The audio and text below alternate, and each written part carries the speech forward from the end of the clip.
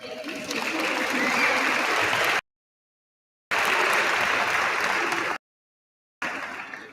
so grateful for your presence tonight. Due to traffic, our Senate and beyond, as well as our Congresswoman, our county executive, they are on their way. We will be starting soon, so just hang tight and know we'll be getting started. Thank you. I'm going to go grab the other camera just so I have it.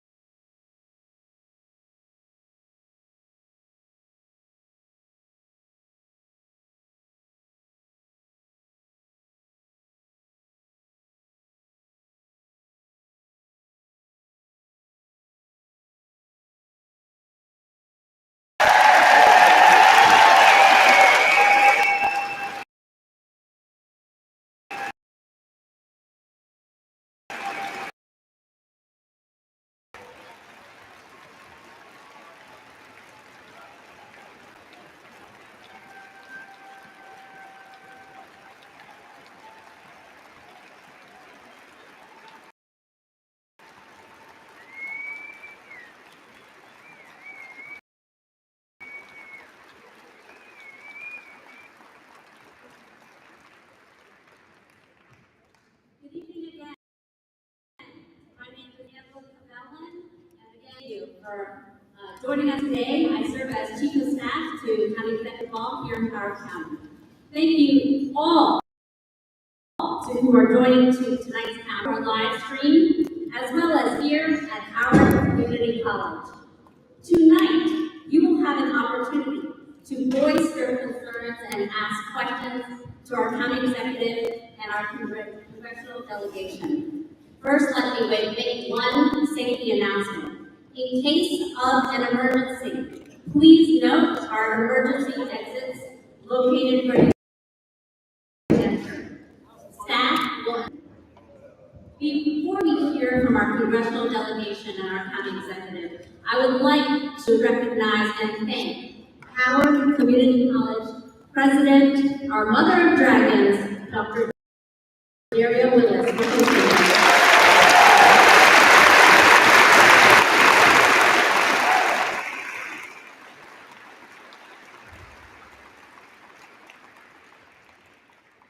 And I would also like to acknowledge our state and local officials and representatives here tonight. First, Howard County Council Chair Liz Walsh.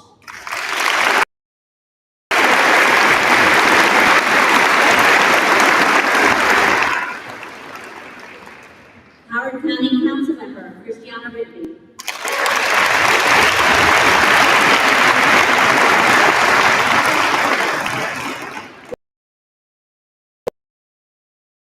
Board of Education member, Antonio Watts. Deputy Director of Government Affairs for Governor Wes Moore, Dylan Coulter.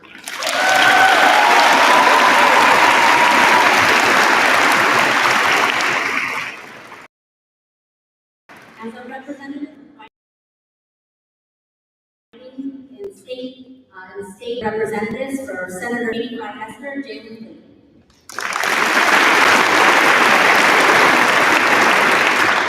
Representing Delegate Jessica Feldmar, Zoe Vaughn.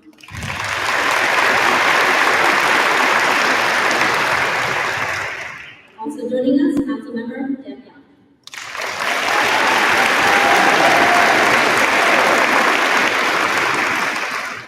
And former Councilmember Mary Kay Siggett.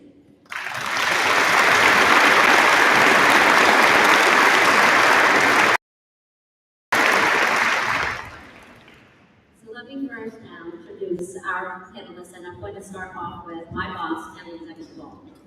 In 2006, County Executive Ball made history when he was elected the youngest chairperson in the history of the Howard County Council. He made history again in 2018 when he became the first African American to be elected Howard County Executive. Re-elected in 2022, Dr. Ball remains dedicated, strong, and accessible for all.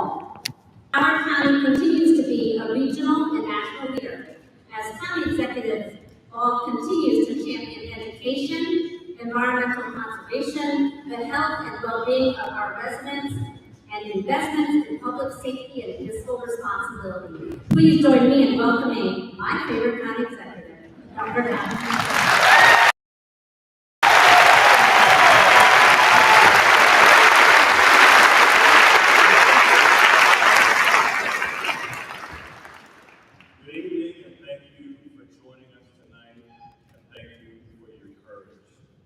I would also thank Howard Community College for hosting us. And I want to especially thank our senators and Congresswomen for being here and being champions. The Trump administration, Elon Musk, and his Department of Government Efficiency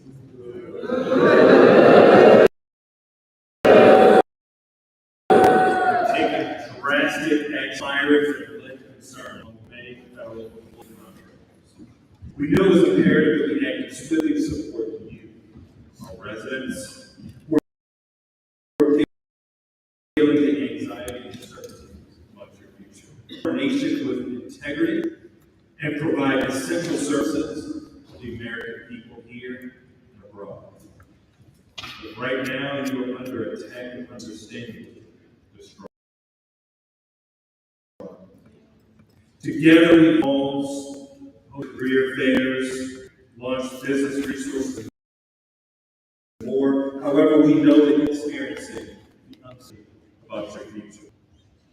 I am so honored to join our congressional delegation tonight, who are working around the clock in Washington to fight for you. We understand the mental and emotional strain that you're experiencing right now, and it is unacceptable to put our civil servants, our residents who make a mission to care and support those across our nation and world under this immense pressure. Please know that we are here for you. We're here to listen, we're here to understand how we can best support you during these tumultuous times. And we are also here to help you transform this economic tragedy into triumph. Whether you're starting or expanding a business, or want to switch careers, or forced to switch careers, we're here for you. We know that directly feel the impacts we will see and impact our broader economy.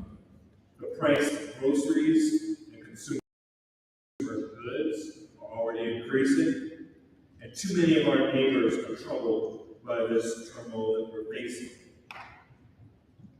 By leading with love, we are investing in our workforce development, supporting new businesses, and tapping into your talent to support the needs, your hopes, your dreams, your aspirations in our economy.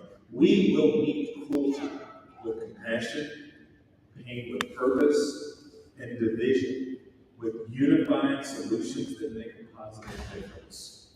At a time when things feel cold and dark and bleak, together we will reignite the blue flame of hope. Together we will fight for you. Thank you.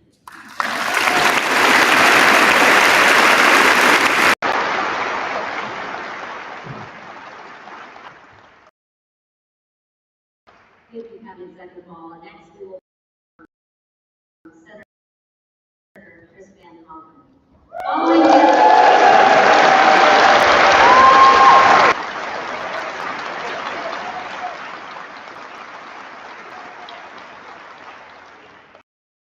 Following his time in the U.S. House of Representatives General Assembly, Senator Chris Van Hollen was elected by Marylanders to serve in the United States Senate in 2016 and then re-elected in 2022.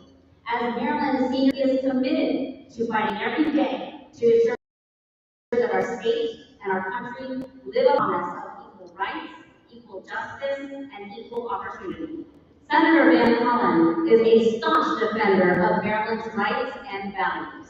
He serves on the influential Senate Appropriations Committee, where he fights to deliver critical investments in Maryland communities and local priorities. He also serves in budget, banking, housing, and urban affairs and foreign relations committees, many committees. He led a number of bipartisan initiatives in these areas. During the first months of the new administration, Senator Van Hollen has been laser focused on standing up for Maryland, including our federal workers and the critical services they provide the American people. Again, Senator Chris Van Hollen.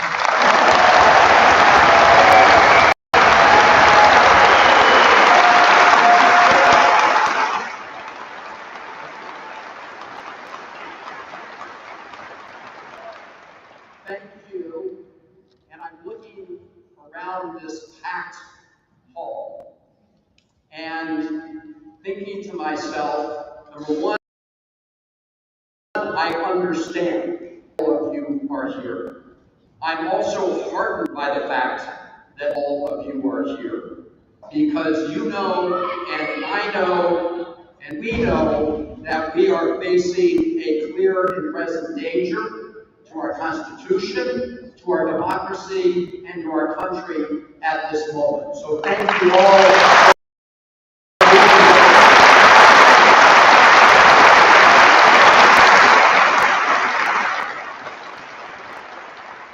And we have to fight for our country and Constitution in the courts, in the Congress, and in communities like this all over America.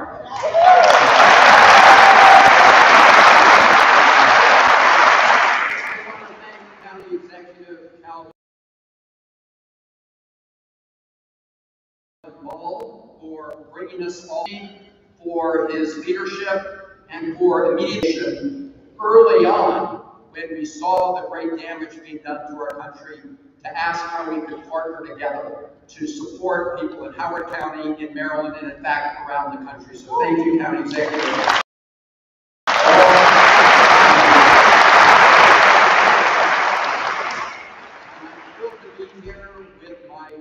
Colleagues in the United States Congress, Senator Alsobrooks,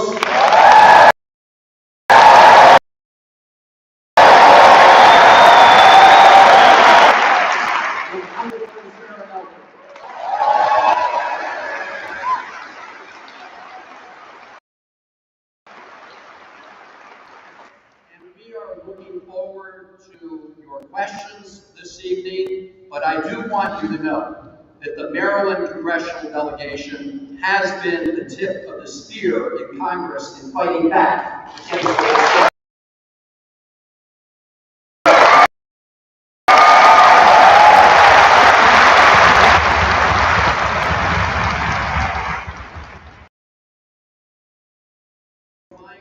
but we all knew we were getting off to a very dangerous start in this country. And on the very first day of Donald Trump's president sworn in one of his first acts, he pardoned individuals who had been convicted of bludgeoning and bloodying police officers on Capitol Hill on January 6th. And that has been followed by a barrage, an avalanche of illegal actions taken by Donald Trump and Elon Musk. And we need to fight them at every single juncture.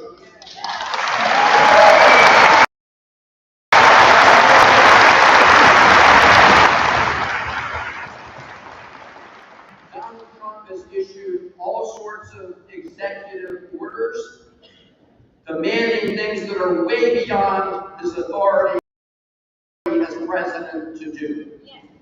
He has also teamed up with Elon Musk to essentially take literally what Elon Musk described as a chainsaw to important services that benefit every American and to try to rig the government instead for people who are wealthy like Elon Musk. And so we need to unite to make sure that we stop this illegal activity at every time.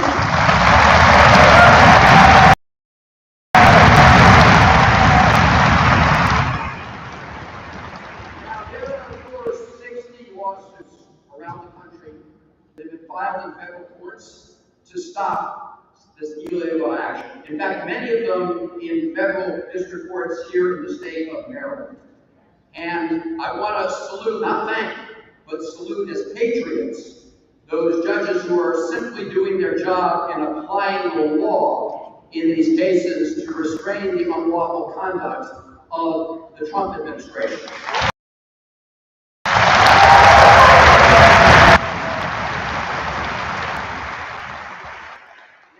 one of the biggest outrageous and illegal actions, of course, have been the efforts of federal agencies and to illegally fire thousands of federal employees.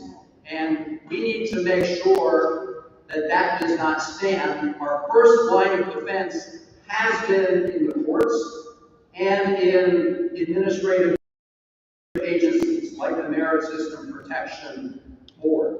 And your members of Congress have been working very closely with the lawyers in those cases, with the whistleblowers in those cases. They have the information and evidence that they need to bring successful cases. And make no mistake, and you all know this, this has nothing to do with government efficiency. Nothing to do with government efficiency.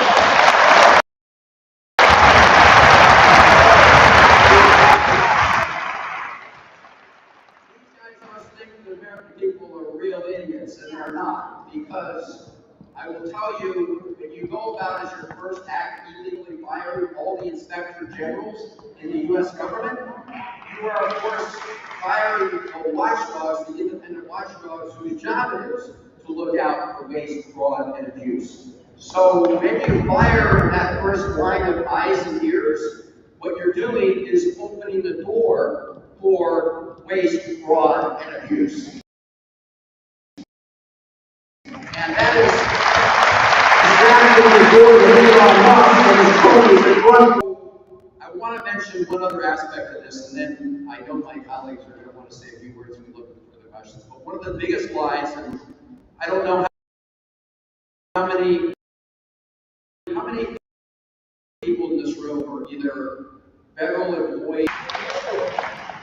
Thank you for your patriotic work on behalf of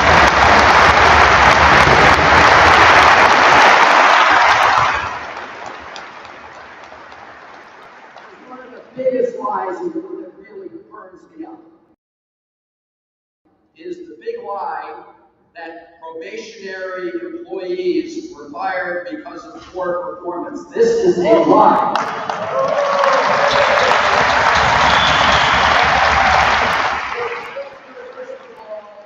First of all, probationary employees has nothing to do with having done anything wrong. That is the term given to federal government, or in many cases, people who've worked for the federal government for a very long time and recently got promotion based on merit to a new job. And I heard someone mention veterans, it includes a lot of veterans.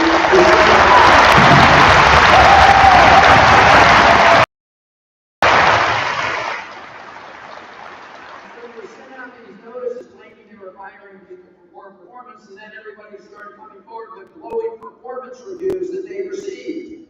So this big lie is catching up with them in the courts, but we need to not only fight them in the courts, we need to fight them in the Congress, and we will talk more about those efforts this evening. And finally, we need to fight them in communities all over the country. And that is because in the United States Congress, we will fight tooth and nail. But I will say at the end of all the procedures and all the go down to try to stop these outrages, we have a vote. Vote, of course, depends on who's the majority. And Congresswoman Elfreth will tell you about the vote that just occurred a little earlier this evening. But we need to have all of you contact everybody you know. In communities all over the country, if you're in a professional group or an association, or whatever it may be, fellow workers, we need to make sure that our colleagues are not only hearing from Elon Musk and Donald Trump, but that they're hearing from their constituents from live about how this outrage is hurting and damaging ways. Of course, at the end of the day, the good work they do serves the American people. I don't have to go through the whole list of important do every day on behalf of the American people, and they're shutting those employees down. They are harming the entire public. And this is all, as you'll hear for this evening, part of a next step to provide tax cuts for very well services further, including cutting programs like Medicaid or Medicare. So all of us, again, I can close where I started by thanking all of you for being here, because you understand the clear present danger that we are facing in this country. And this is a moment for all patriots to rally to make sure that we protect our country and that we provide help to those right now who are hurting the most in our communities and our country, and those who are being unfairly treated. So thank all of you for being great patriots here at this moment. And with that, I guess I'll turn it over. There's a felon in the White House. He's a felon.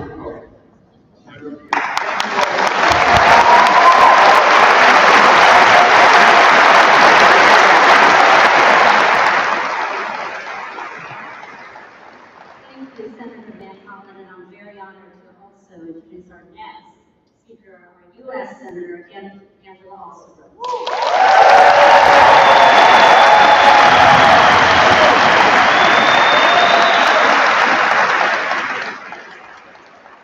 U.S. Senator Angela Alsobrooks is a lifelong Marylander who was elected to the United States Senate in 2024.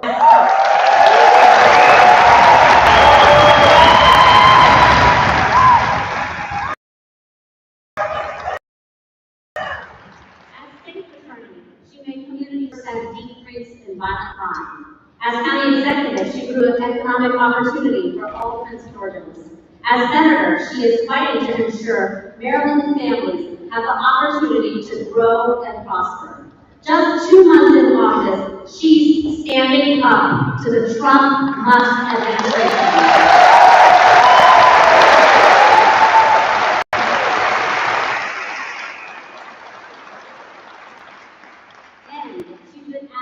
Tough questions on President Trump's cabinet nominees. Senator Alsobrooks believes that hearing from her constituents is one of the most important parts of her role, and she looks forward to hearing from you tonight. And let's hear from Senator Angela Alsobrooks.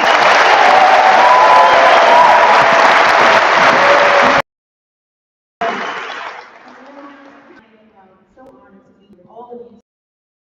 tonight. My heart is so warm in this room and to see all of you tonight. I want to just begin by saying thank you so much to County Executive Calvin Ball. He is an incredible leader. I want to thank you so much for bringing us together tonight.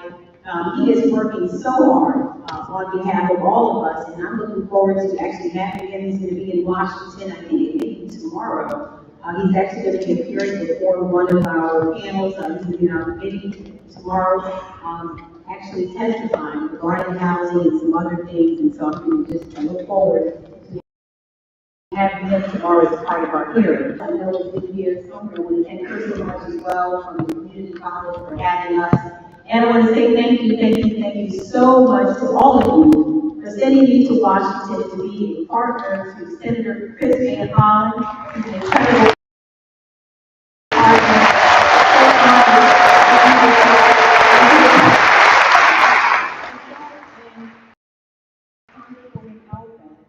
we had an opportunity last weekend. We actually were from Alabama. We commemorated 60 years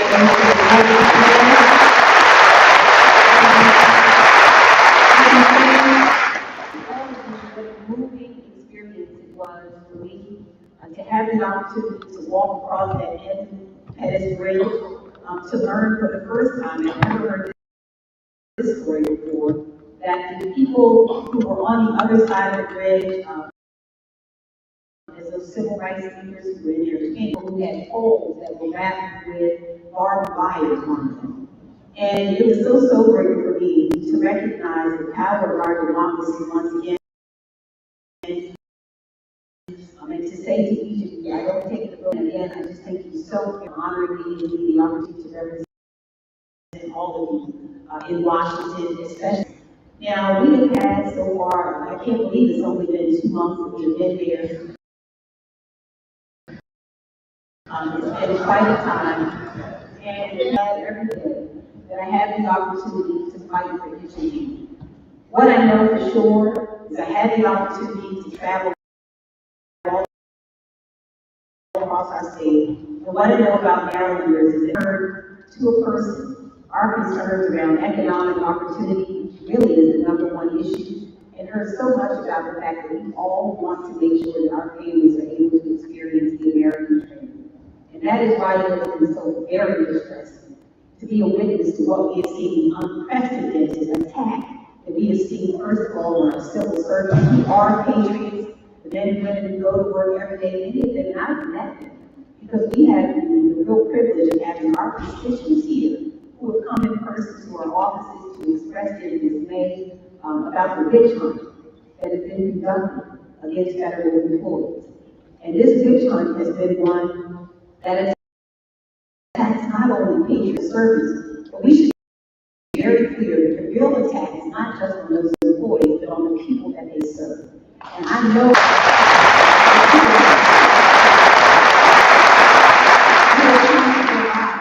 on the expertise of our federal workers, the expertise that allows them to administer Social Security payments, the men and women who are in the National Oceanic and Atmospheric Administration who are in control of the weather service. We think about all those who provide benefits to our veterans. And by the way, a third of all of our federal workforce is comprised of veterans. And so we think about how callous and how heartless it is, the attack on our civil servants, many of whom are veterans, absolutely amazing.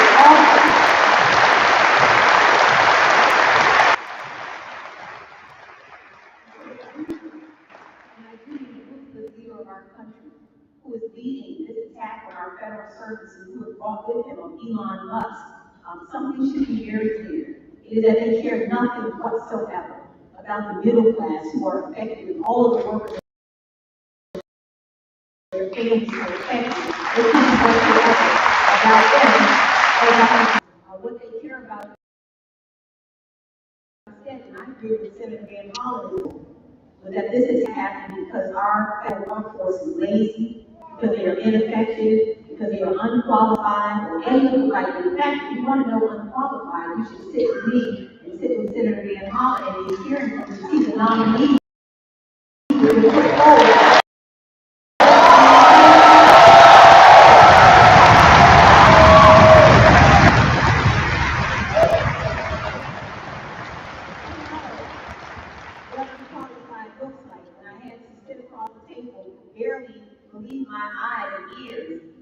welcome to RFK Jr. Sorry, Trent, tell us the difference between Medicare and Medicaid, the person who wants to leave us at HHS. The person who sat across from me, the Secretary of Labor, who when questioned about whether she knew that collective bargaining agreements were binding legal agreements, she told me she was going to have to check with them. And I am not exaggerating. This is the caliber of people who have been put forward before us. And so we know it is the biggest lie ever told.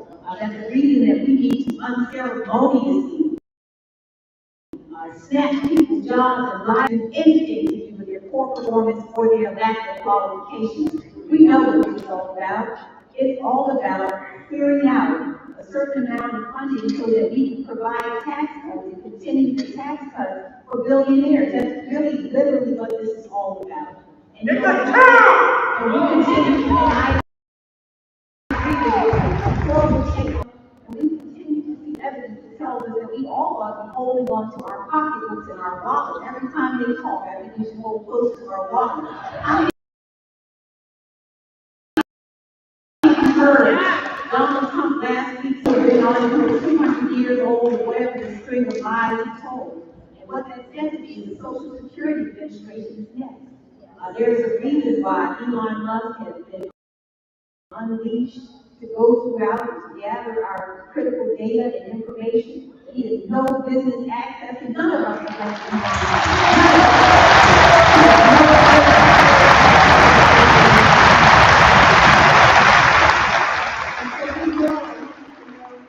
and Senator Van Hollen said we are a part of a very talented delegation that you have elected. I've been proud to serve with Senator Van Hollen and Congresswoman Elfreth. There's also Johnny O. And as I was walking in this gymnasium, Jay Grassley was just texting and calling. We have such an amazing delegation of people, and I want you to know that we are pushing back in every corner, not only using every procedural tool available to us. We've been there holding the floor, making sure we cause delays. We're continuing also to work with our unions. I see Herb Smith is here from AFGE. I want to thank you so much.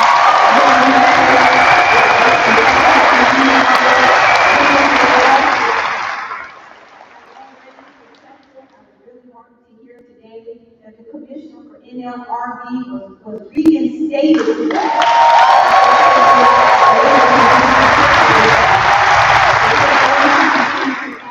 To support all the lawsuits that go forward. But I want to say something that I think is important that I also want you to hear. Just know that we are fighting every day, and I want you to know how painful it has been for all of us. We're going to fight to the bitter end. But I also want you to know that it is going to be so important as people say, well, what do the Democrats do? And I think that's a fair question. I think all the anger is justified because this is a time that has caused all of us to feel angry. But I think it's also important to recognize that there are some Republicans who, if they were of good conscience, and I know that there are a number of them who are, they would speak up in this moment as well.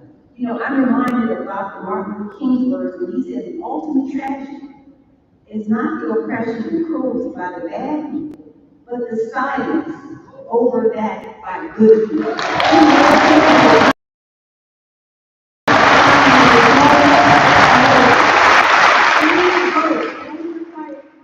In the House to stop and slow down what is happening, and only 4 in the Senate. That's all we need is 4 senators, Republican senators in the Senate, and only 3 in the House to turn this all around. So as we engage, let's make sure we also engage our Republican lawmakers, Andy Harris and others who have an obligation in this moment to make sure that they are speaking up and that they are not going to say, take my seat.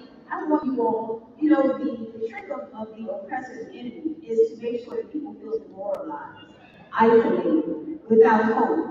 And I want to encourage you, I know we're going to be answering questions, but we will not. We're going to continue fighting. We're going to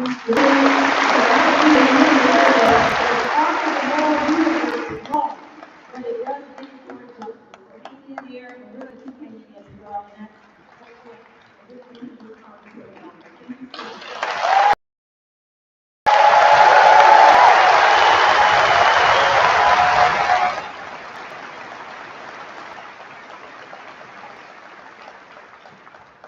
Senator Alsobrooks, and now I'm excited to introduce Congresswoman Sarah Elfreth.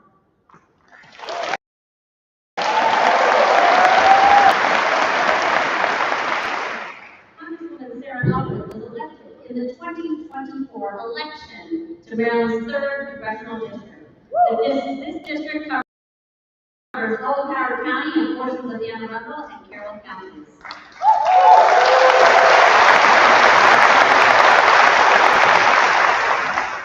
The Congresswoman serves on the House Armed Services Committee, in addition to being the vice-ranking member of the House Natural. Current legislative priorities include the recent introduction of the Protect Our Probationary Employees Act, supporting Maryland's defense efforts.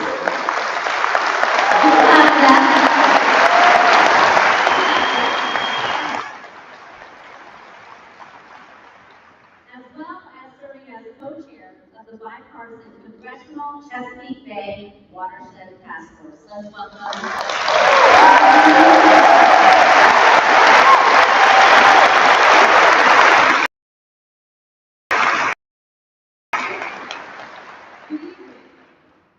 You and your really important questions, so I'm going to endeavor. Thank you.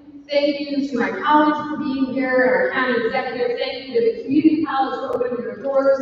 We had a moment when we had so much more RSVPs than we had seats, and we found a solution. And the folks watching at home, thank you. Let me just take a moment and just say that we can't say it enough. Thank you for showing up. Thank you for digging deep. These are scary times, these are anxious times. But apathy is not an option in these times.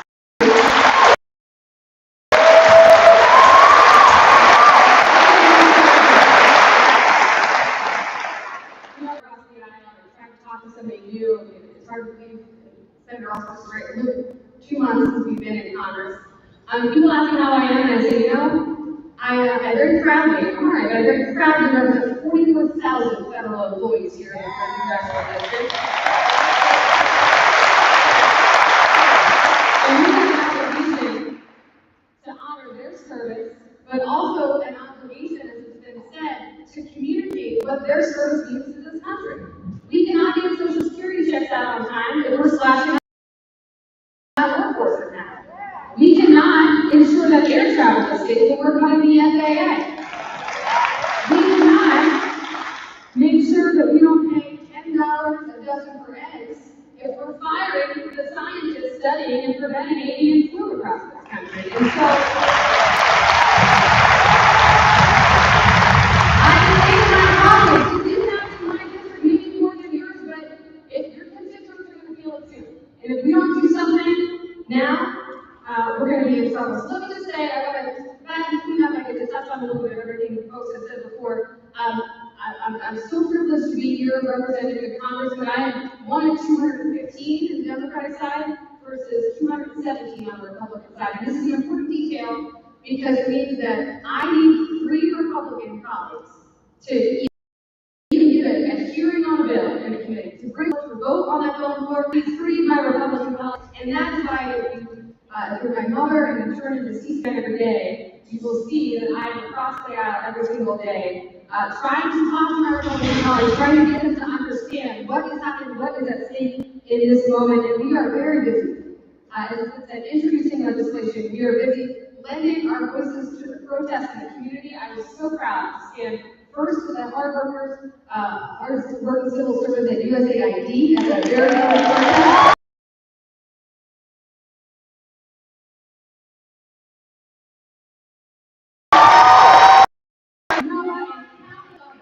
We are standing with you, as Senator Hollen said, the fight isn't just in Congress, it's also in our communities. So they and our fight are in the courts, and we are winning, folks. We are winning. And you're not in the Congress, we are working every single day. I think I speak to ask you every single day. And you know that, Herb. We are standing with our federal unions. We are filing amicus briefs. We are lifting up the voices of our constituents every single day. That is our job. Let me just tell you, Senator Hollen, I was almost late to this because we had a couple votes on the House floor today. One of is an unprecedented continuing resolution. Now, we have never had a year-long continuing resolution for our, and folks, let me just tell you a little bit about what my colleagues put into that continuing resolution. They slashed for 32,000 low and moderate income families housing support. They slashed food security programs for our senior citizens. They slashed protection, health protection for our veterans, and all along, all continuing resolution that respects Congress's constitutional duty of the powerful purse to appropriate those funds. Because we talk a lot about people service, but folks, this president is not even respecting what Congress on a bipartisan basis has appropriated in any budget. And so I cannot in good faith vote for any continuing resolution or any budget that does not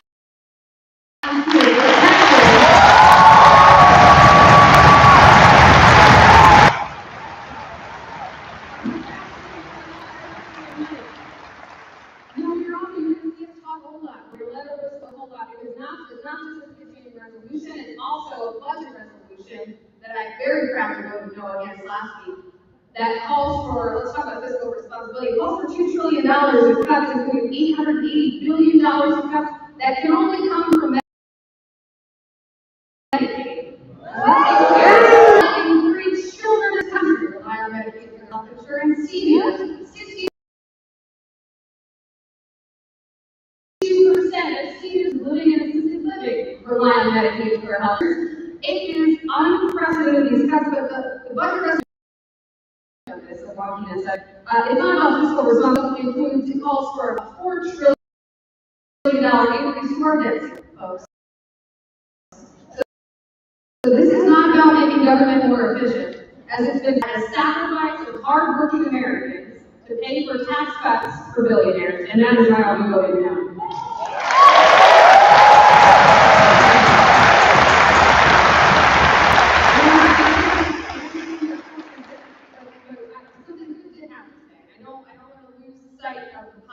Here, my team and I have thousands of you over the last 2 months. Thousands of civil servants and probationary employees who, on Valentine's Day or after, they got an email. And they weren't given 2 weeks' notice, they were not given severance, they were cut off from that email right afterwards. And as the senator said, in this big lie, that our probationary employees somehow are not serving, are up to the task on behalf of American people. And I thought that this was just foolishness. And so we've been working over the last few weeks, and today we introduced proudly. And folks, it is the first bipartisan response to support civil servants filed in Congress to protect our probationary employees.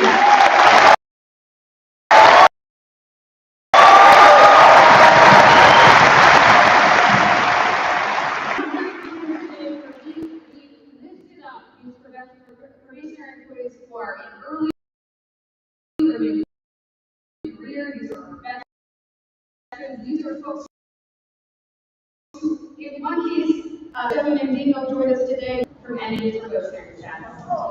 One day, we support our communities, and so our bill, we filed it this morning with 2 Republicans. I'm happy to say, as I was walking out of the Capitol today, a 3rd Republican has joined because they understand.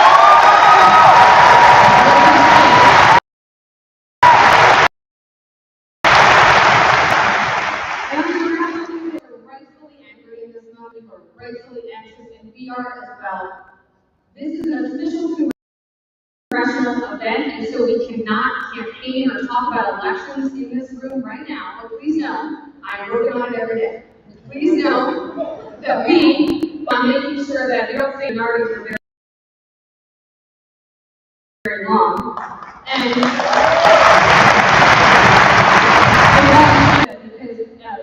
in Congress and the community, and that is where you come in, because I need you to feel, as Andrew, not demoralized. It is on all of us to have the difficult conversations with our family, with our friends, who live in districts and communities, who are represented by members of Congress who do not vote, because we just agree. To have those difficult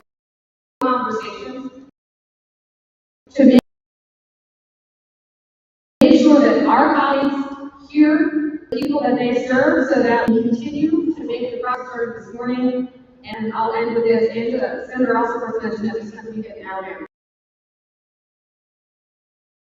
Incredibly informative experience crossing that and so many great and courageous young people who show that this country is resilient, who show that it's the people, not just who have an obligation or responsibility and an opportunity to ensure this nation lives up to its greatest ideals. And I'm so grateful to represent this district in each and every one of you. Thank you.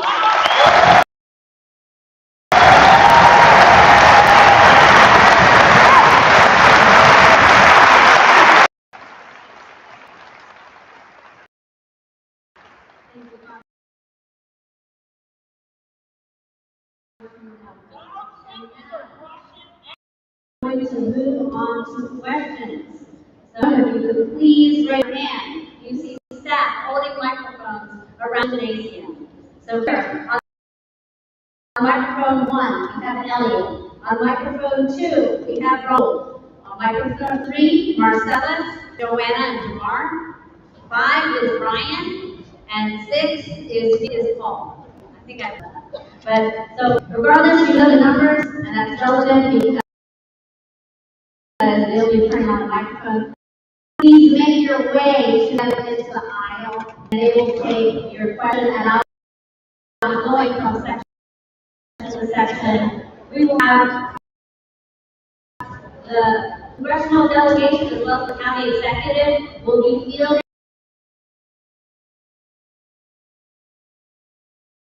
questions relevant to their areas of expertise and response.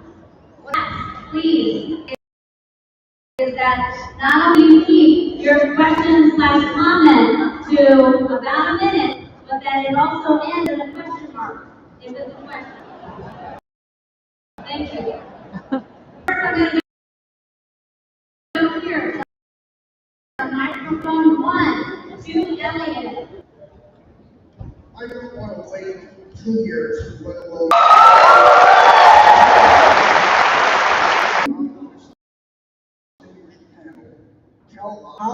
Where can we get information to find the 2 or 3 or 4 seats that are weak and can be flipped so that we can do something in the short term?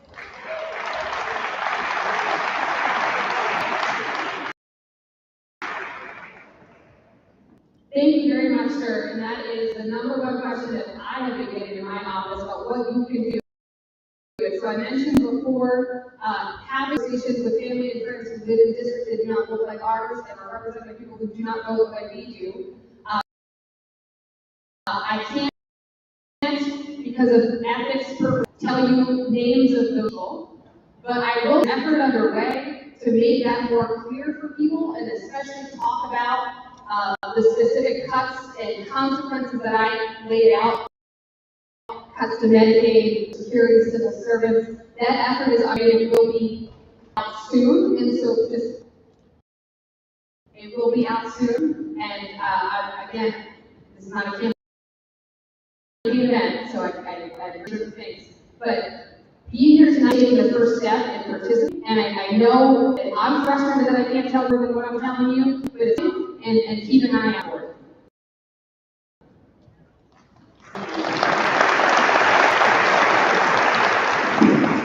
Very briefly on the Senate, as Congresswoman Elfreth said, can't get any details here, but I would just encourage everybody to come this time. And in addition to trying to win additional seats, because we have 4 now in the Senate, we also have some of my Democratic colleagues who are very tough re-election races, and so obviously they're going to need help because this is both a matter of protection and addition. So, but please, it's an important question. A lot of this information is out there. We can also try to provide it through other means, but not through this official channel. Thank you. Now we're going to you doing to prepare to help veterans negatively impacted by these mass layoffs? That's an excellent question. We've already had one career fair. We're having another career fair here on the 8th. Employers, and we're also, some veterans want to start their own business. We're repurposing some of our resources from our Economic Development Authority. Please reach out. We have, again, a lot of these people around have business cards. Reach out. We will work with you, whatever your situation is, what some of the challenges of your livelihood today, we have resources that will work with. So we're dealing with a president and an administration that does not respect service and not respect sacrifice. And that is one of the big challenges that we're facing in this moment. As we've said, as you know, the federal employees or probationary employees that have been fired have been veterans. So we're sort of approaching this from two angles. Number one, we are fighting to try to make sure all of those people are able to return to work. And there have been orders by courts in California and the American Citizens Protection Board to do that in certain agencies, and we're working to expand that to cover everyone. But I do want people to understand that as we work, or as you work to get your jobs back because you've been wrongfully terminated, you can pursue other opportunities. And I want to thank the county executive and the folks here in Howard County for providing those opportunities. I want to thank the other counties who are also working to provide opportunities. I want to thank the governor of Maryland, who I joined a number of weeks ago, and announced a series of initiatives to provide opportunities to try to hire federal employees who lost their jobs at federal level. And so each of us has on our web pages, our official web pages, a section that has resources. And we try to keep that very up to date, both in terms of what the state is offering and other opportunities that are out there. But I want to again end with this point. You can pursue those other options, and by the way, when you're wrongfully fired, unemployment insurance is also an option to keep sure that you can have an income for your family. But you can pursue any of those alternatives without giving up or surrendering any right to get back a job where you've been wrongfully fired, as people have.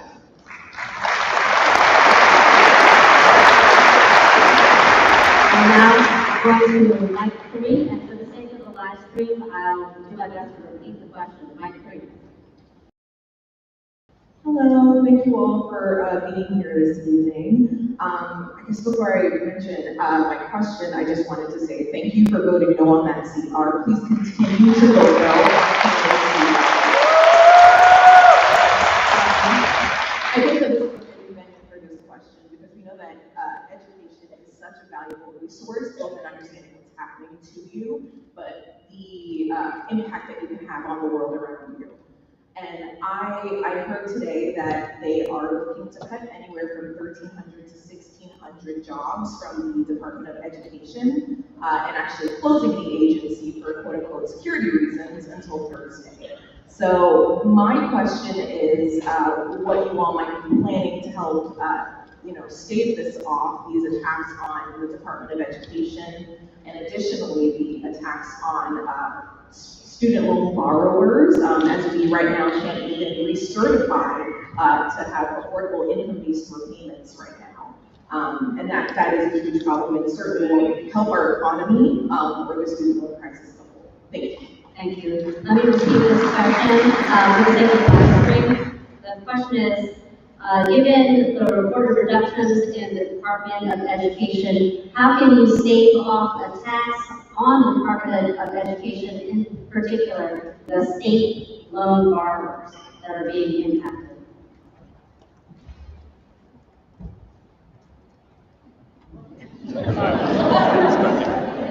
there we are. Well, first of all, let me just say again, when we talk about the horrible cabinet that Donald Trump has put together, we saw this coming. We were able to have Linda McMahon was one of the people that we had in front of the hearing, and we did question her very directly about her intentions in terms of cutting this federal workforce. And this is what we're seeing in spite of them representing to the contrary. And so much of what you've heard even from Senator Van Hollen about our efforts to continue to fight, first cutting the workforce, which we have seen, as you mentioned, I've heard that as much as 50% of the workforce in the Department of Education is expected to be laid off. I heard that today, and just like you did, they're already moving ahead very quickly to ask people not to come back. So we'll be again working with so many who are filing different actions to get those people reinstated who have been illegally terminated from their jobs. You also mentioned that the cuts to student aid and other things, and we'll continue to. We have not, SR hasn't reached our side of the path yet. But you can rest assured that we're going to be looking in great detail, and similar to Congresswoman Elfreth, we are disinclined to CRs that make the kind of cuts that we are inconsistent with our values, including tremendous cuts to education and other things. And again, we haven't seen it yet, but we are disinclined to support where that's concerned. So we'll continue working to make sure again that all of those who are illegally fighting will have the opportunity to file to get their jobs back. And again, this is why it matters so very much who we have. And I know that we can't talk specifically about the people who move up in the next year, but it's going to be really important that we not only fight these actions down, but we absolutely are going to have to fight to make sure that going forward we win back the majority in the House and in the Senate so that we have the majority. And we are at a real disadvantage because of being in the minority now. We're going to have to fight to make sure that we regain the majorities and we are able to fight a lot of what is happening. Thank you, Senator Alsobrooks. Now we're going to mic 4, here, Brian.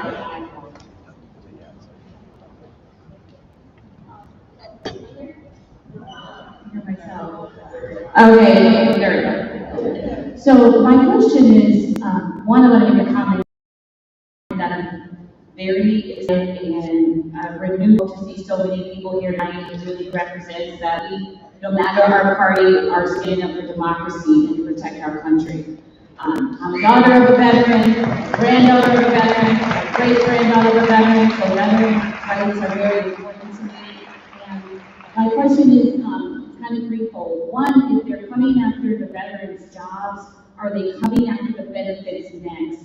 Benefits that a lot of disabled vets depend on monthly to live on. Are there any guardrails in place to protect those? My second question is efficiency, and we want our tax to be used in the best interest. Our tax dollars fund science, and our tax dollars fund these social programs that Elon Musk has decided to attack. So my question is to our representatives, how is it possible that someone that has been one of the biggest recipients of government contracts determine what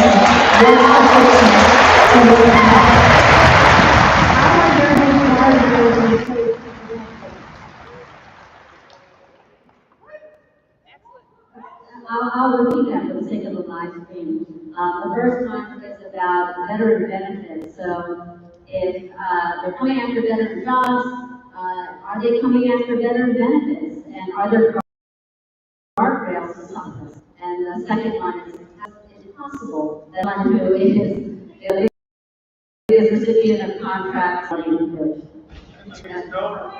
Thank you for that question, and I agree with every single one of your sentiments. So first on veterans, I mentioned the CR that I just voted against includes cuts, the advancements made under the Biden administration to support veterans who have been exposed to toxic burn pits.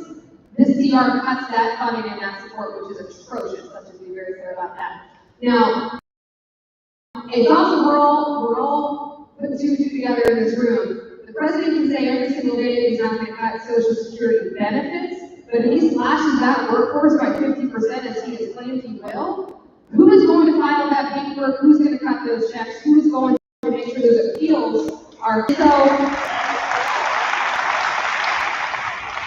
we are going to see a reduction in services, regardless if he doesn't swears up and down he's not going to touch those benefits. And so that is why we are giving voice to this, and to the education question. I couldn't agree with you more. That's why we have to humanize these cuts. They cannot be lines on a budget spreadsheet, folks.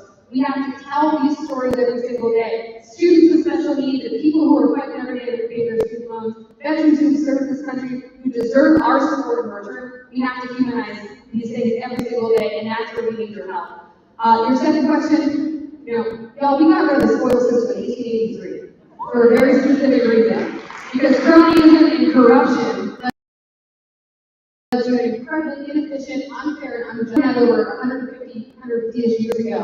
And so that's why we have protections in place for our civil servants. That's why we have anti-corruption protections in place. And that's where I need our Republican colleagues to see the light here. To see that if DOJ cuts the FAA, that's responsible for regulating half of these industries, that's a conflict of interest, right? We all know that. But we need our Republican colleagues to give us the shout from the rooftops every single day. But that's why we need every single person in this room to continue to tell those stories, the stories to people who don't live in our communities as well. So that's what we can do together. Thank you.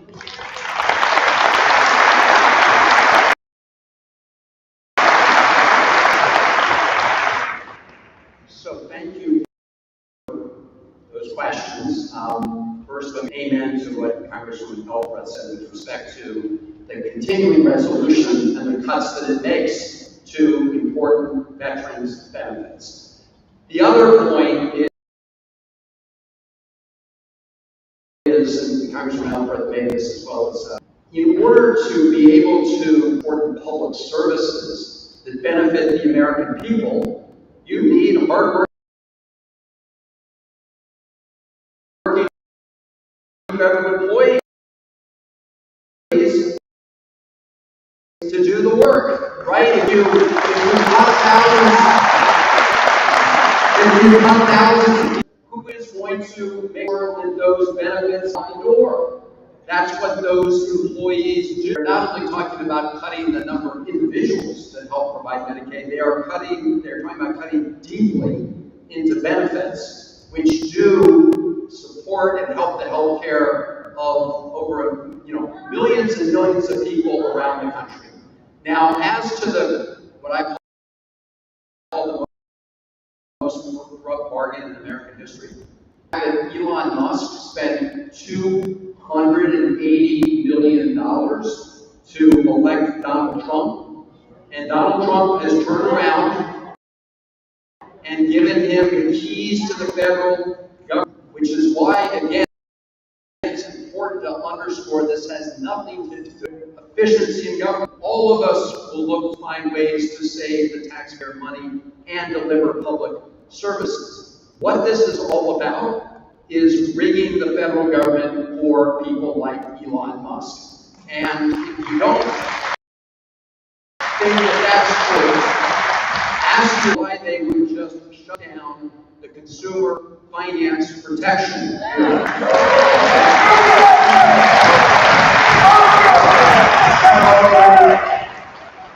So the job of the CFPB is to protect Maryland and American consumers who were cheated or defrauded out of their money. And in fact, the CFPB has returned over $1 billion to American consumers who were cheated in one way or another. In doing so, they earned some powerful enemies that want to shut them down. And that is exactly why one of the very first targets of Elon Musk was the Consumer Finance Protection Bureau. And at the same time, as you said, that they're shutting down things like the CFPB, Elon Musk did get another $1 billion contract from the federal government, the Trump administration, for Starlink. And they are not complying with the conflict of interest laws, obviously, or the ethics laws. So, again, there are three places to fight this. One is the courts, and we are fighting them in the courts, and we're trying to make sure that we funnel information that we get from maybe people in this room as part of those lawsuits. We will fight them in Congress, and we are. At the end of the day, it's a battle to get those final votes. And that brings me again to the last point about fighting in our communities, because if we want to impact those few differences in the votes in the House and the Senate, we need our Republican colleagues to feel more strongly about protecting their constituents back home than they feel about their sort of dear leader syndrome to Elon Musk and Donald Trump. It is a battle between the pressures they're feeling from Elon Musk and Donald Trump and their constituents. So we need to make sure that their constituents' interests are going to override them. We have not seen any political courage from our colleagues, but we need to make sure that they're responding. Why we just emphasize the importance of fighting at every juncture here. And I know everybody in this room recognizes it's all part of all our responsibility. Of course, it's our responsibility in the Congress to really fight this every single day. So thank you for raising those issues. I would just say on the Department of Education, I agree with you, outrageous to hear that. Don't show up tomorrow. What they're doing is the Project 2025. And this is the other thing I want all of you to remind your neighbors and colleagues and people around the country that during the campaign, when he was asked about Project 2025, Donald Trump was like, it was like, what's that? Never heard of it. Who are those guys? Right, no, it's a big lie. It's a big lie, and I think the larger message we need to carry collectively around the country is that we're witnessing what I call the big betrayal.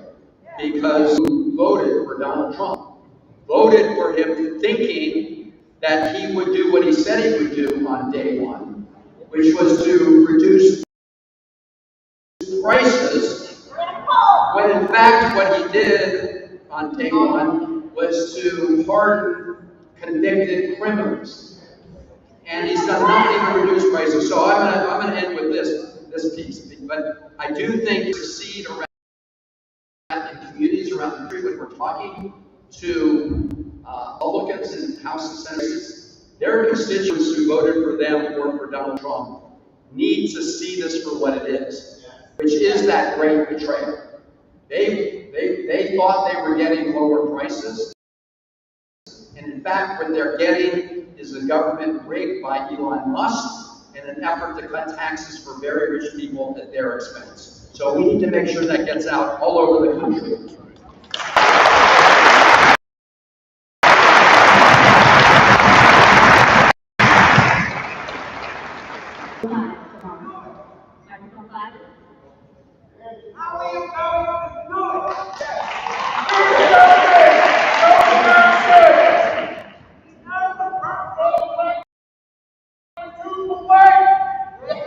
Go ahead, microphone 5. Go ahead.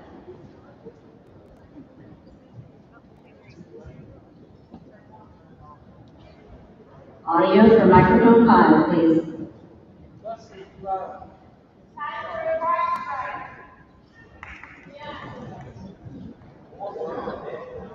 Okay, we will come back to microphone 5. We are going to microphone 6. Senator, you talked about Project 2025, and what I would like to suggest is a more strategic approach to how we deal with Republicans. And what I would suggest is Democrats draft a response to Project 2025. And what I'm suggesting is take a bunch of smart people and take all those outrages and let the people know where you stand on the issues. And then if you were to do that type of document, it would be major news. It would be on NBC and CBS. And I think it can really become your party platform. But I think right now, I think a lot of, and I don't mean this disrespectfully, but I think a lot of representatives are talking at Trump. But I think in this document, what presents to the American people, the Democratic Party stands for, it doesn't have to be 900 pages, it could be a 50-page document. But right now, I think the American people want leadership, and I think if you were to have a platform of that nature, I think it would really be helpful. And not only that, I think everybody would be speaking up and singing from the same hymn book. So.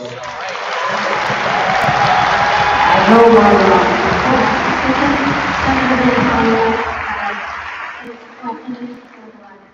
Just going to repeat the question. Essentially, how could the response, what could the response be to Project 2025? How can leaders document this to represent opposition to Project 2025? So no, I heard you, and I agree with you. It's not enough simply to attack the Republican plans. It is important that Democrats rally together behind a positive agenda. I will say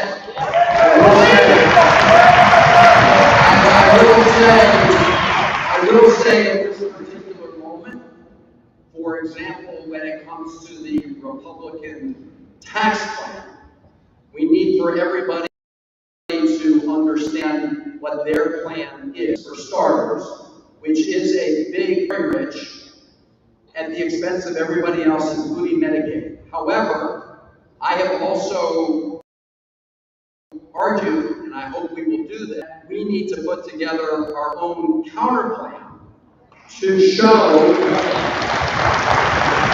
where we stand in terms of providing, and we are working on this plan. It's always going to be a challenge to get, all the Democrats in the room to agree, but we're working on a plan to not only demonstrate that their plan is for the rich at the expense of everybody else, but that we have a plan for working people in America that recognizes all the challenges they're facing right now, whether in terms of healthcare costs, childcare costs, and trying to make sure that we have a tax plan that works for people rather than a tax plan that's in it for just the very rich. So I agree with you. It's going to be important to have alternatives, but we also need to spend the time necessary to show how bad their plan is. And then we need to provide a clear alternative. I agree with that point of view.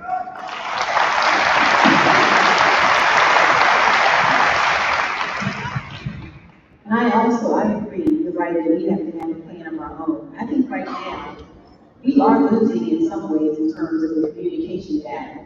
I think there are so many people and part of it is communicating in very clear terms, a message that is plain.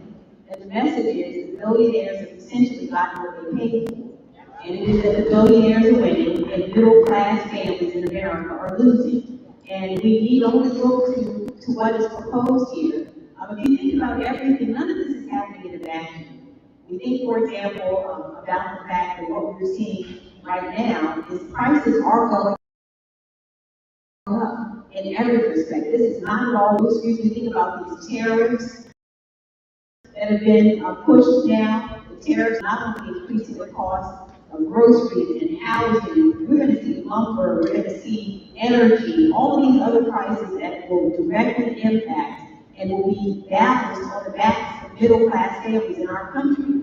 And I'm not sure that message is getting through right now, but we're hearing the great lie about the fact that these efficiencies are somehow saving all of us, when the truth of the matter is they're harming every day of these middle-class families, other families who can scarcely afford them. So the problem is that somehow we have ceded to the Republican Party that they care more deeply about the lives of everyday families, like the one I grew up, a father who is a new car salesman and a mom who's a receptionist. But somehow we see that over to the Republican Party and they care more about the lives of everyday people, and nothing can be further from the truth. So I think we're going to have to really continue messaging very effectively about the fact that these billionaires are running roughshod across our government. that all of these cuts and such that we're seeing have nothing to do with efficiency, because we all care about efficiency. But what it's really doing is robbing the everyday, average American of their fair prosperity, robbing them also important research. And think about this, look at it, making $280 million to NIH is what proposed in this UCR.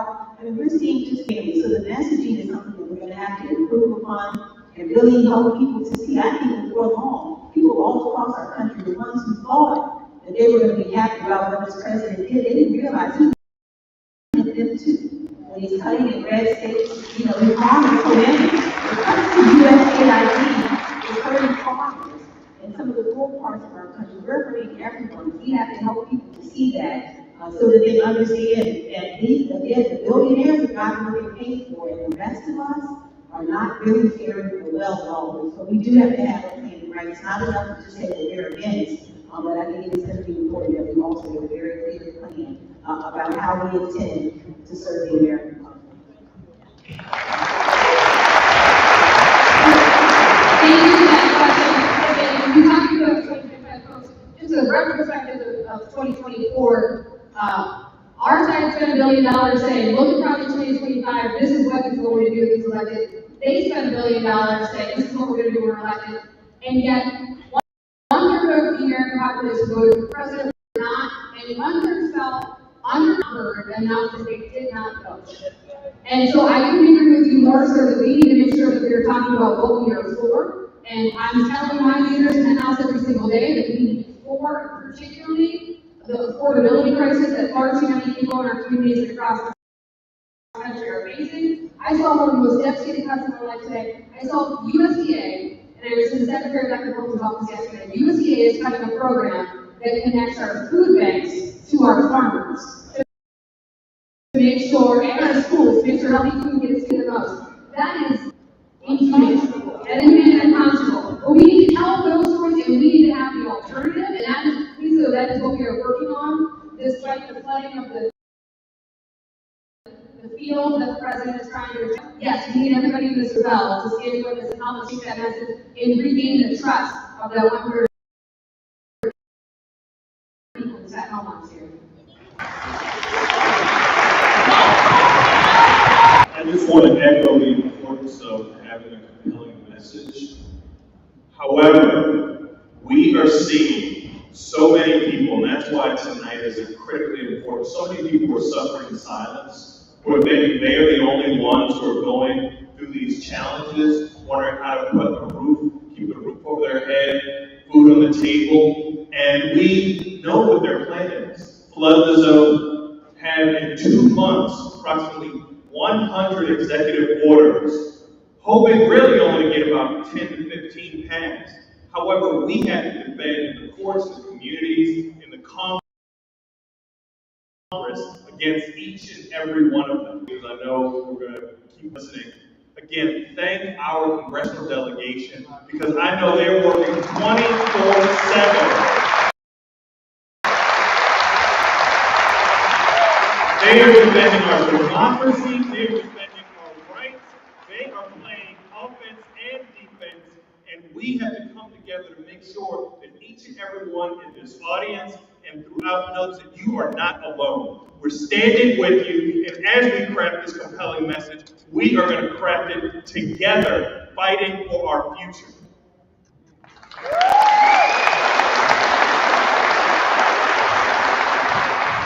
Thank you. We're going back to microphone 5. Well, thank you all, first of all, for coming and listening to us, because this is very important. And I would like to ask the question, what do you do to hold the administration accountable? Because you in Congress have the power of the purse. They don't. And nobody voted for Elon Musk. And I'm going to give you a specific example that affects me directly, the Fulbright scholarships. The Fulbrights are prestigious scholarships given to the best achieving students that they go and they study abroad for a year or two, and they do research, they do work, and they get paid a little stipend that basically covers their living expenses. and those have been cut to 25%. So my daughter is now somewhere in Spain, and she doesn't know if she's going to be paid in the next 3 months, how much or when, to cover her rent.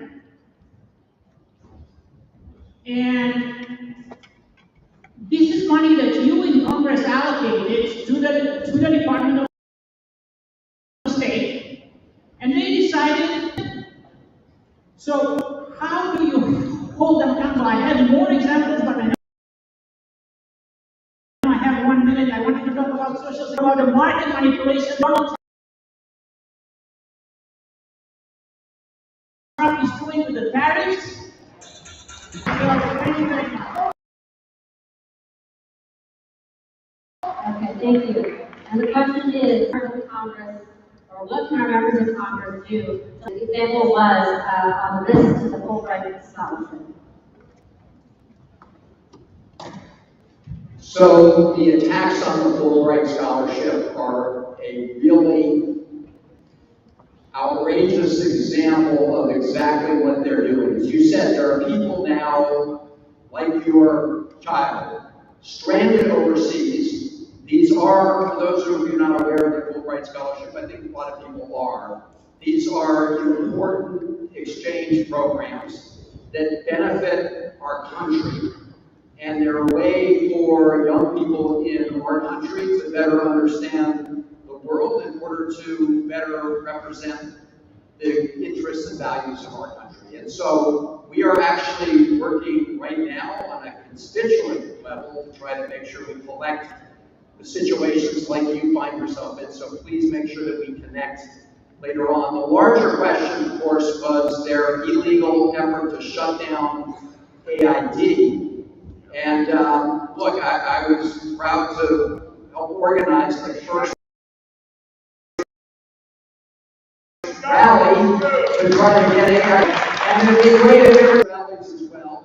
But let me just say, when it comes to the Employment and Common Control Act, this is a fundamental question that is in the courts. And in last week, look, I questioned the head of OMB.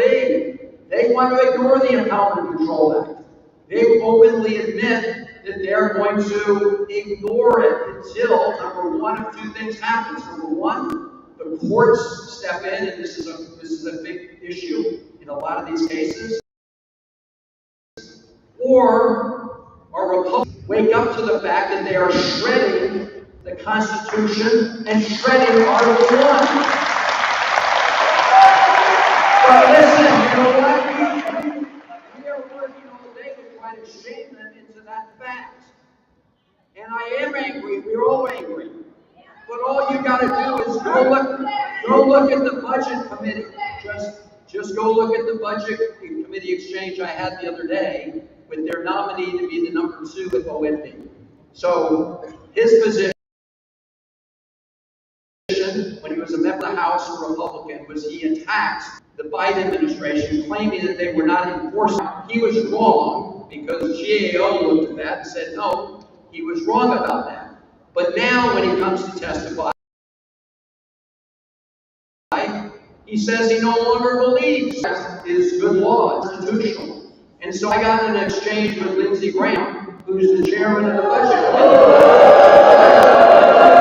So Lindsey Graham took the position that, oh, this is all somehow okay to ignore the Common Control Act. So the bottom line is, I'm telling you the story because either we win in the courts or we win in Congress by getting Republicans to join us. And in order to win, we need more people waking up to what's happening right now, which is the shredding of the Constitution. So we are all in this together, and we need, as the county executive said, to mobilize together. And I do believe at the end of the day, we will succeed, but we are in a very bad place right now in our country, which is why all of us are here and all of us are worried and why we want to help the hurt the most.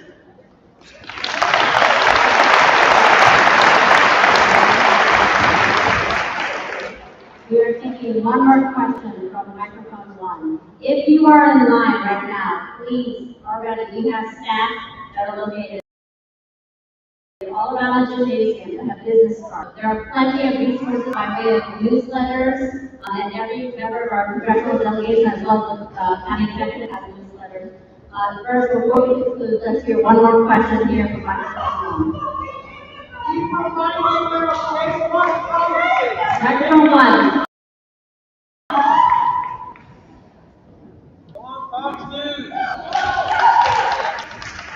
Thank you all for coming out tonight. Very appreciative of it.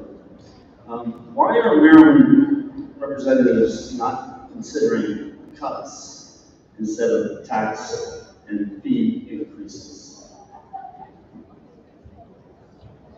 And this is a question around Maryland and why are Maryland leaders not considering cuts versus fees tax? Well, I can say that there's a lot of consideration of cuts, but thoughtful cuts and not what we're seeing decimating the workforce. That's number one.